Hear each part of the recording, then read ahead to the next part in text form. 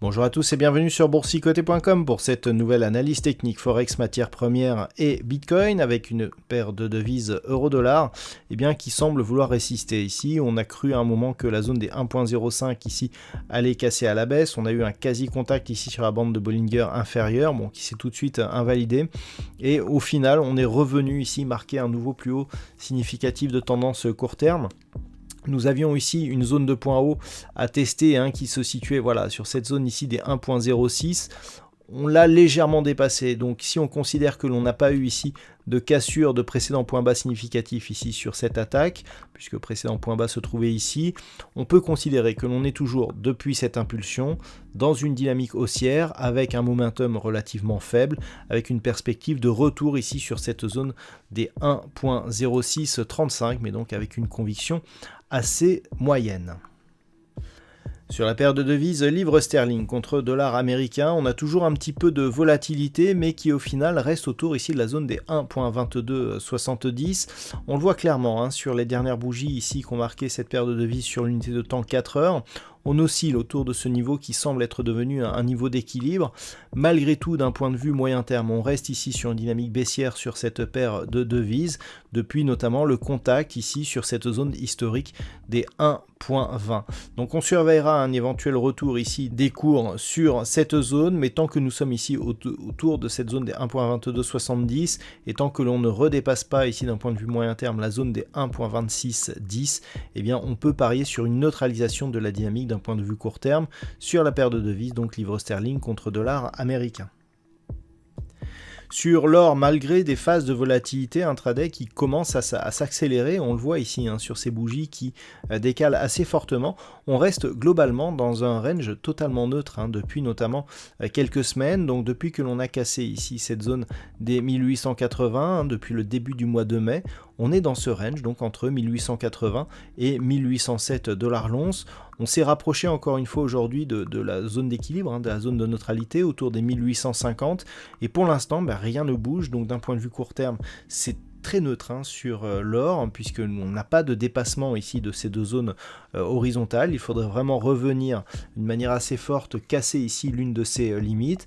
Et d'un point de vue moyen terme, on est toujours ici dans cette phase de baisse. Alors certes qui se stabilise actuellement, puisque on évolue ici toujours dans ces mêmes zones, mais d'un point de vue moyen terme quand même, depuis le deuxième contact ici sur cette zone des 2070 $ l'once, on est clairement dans une dynamique qui est légèrement baissière. Toutefois, il faudrait valider une rupture ici des 1807 $ l'once pour confirmer la poursuite de cette dynamique, et plus on attend, plus cette dynamique a tendance ici à s'invalider tout doucement. Et puis au niveau du WTI, on continue de baisser fortement, puisque sur des craintes donc d'une forte perte de croissance, les cours ici reviennent. Alors sur des niveaux qui certes sont relativement hauts, on est toujours au-dessus des 100 $ le baril, mais on le voit, cette dynamique ici reste sur des considérations assez techniques. Je soulignais déjà précédemment le fait qu'on revenait ici sur cette moyenne mobile 20 exponentielle qui agissait comme résistance. On a eu le cas encore une fois ici, rupture donc de cette zone des 110-111 $ le baril. La zone de support ici s'est transformée en résistance, ainsi que sur ce contact ici sur la moyenne mobile 20 exponentielle. Puis on inscrit ici un nouveau plus bas significatif. Alors il semblerait que cette zone ici horizontale, on puisse la déplacer ici sur un niveau proche des 106 $ le baril. On verra bien ce que fait cette bougie actuellement, mais on voit que malgré les phases de volatilité qui se suivent, on est plutôt ici dans une progression baissière.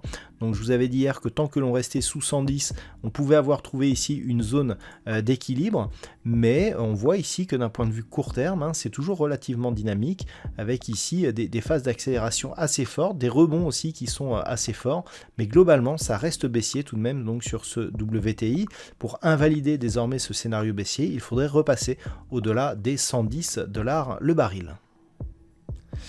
Et puis enfin sur le Bitcoin, on est toujours ici dans cette dynamique, hein, depuis que l'on avait eu ici cette phase de stabilisation. J'avais attiré votre attention sur le fait que l'on avait une probabilité assez forte de poursuivre le mouvement baissier. L'objectif était déjà fixé à 15 000 $ pour un Bitcoin.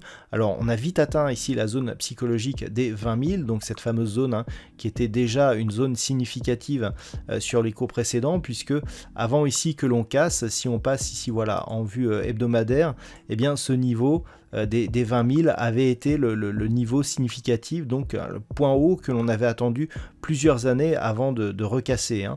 Et donc on est en train de tester cette zone ici, cette ancienne zone de résistance, comme zone de support, et clairement, eh bien, si on casse eh bien, ce niveau, on aura forcément une accélération baissière relativement forte, qui pourrait donc nous faire atteindre un niveau évalué entre 13 000 et 15 000 $ pour un Bitcoin. Donc il faut absolument surveiller cette zone ici des 20 000.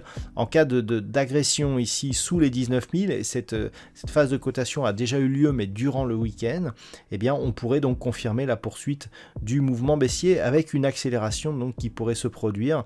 Donc si on cassait cette zone des 19 500 $ pour un Bitcoin. Donc on reste toujours fortement baissier sur le Bitcoin avec un objectif de retour dans une zone entre 13 et 15 000 $ pour un Bitcoin. Voilà donc ce que l'on peut dire sur cette configuration technique et sur cette analyse Forex, matières premières et crypto-monnaie. Je vous souhaite donc de passer une bonne soirée. On se retrouve dès demain pour d'autres analyses techniques, toujours sur le site boursicoté.com.